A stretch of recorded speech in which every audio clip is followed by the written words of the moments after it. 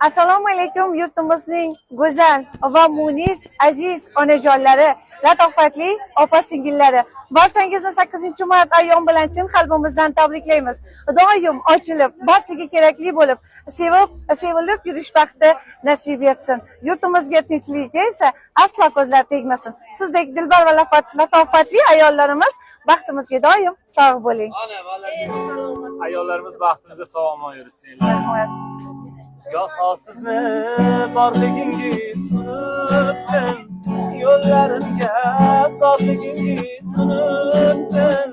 Umidlari kesilgan bu dunyoda yolg'iz umid borligingiz unutdim.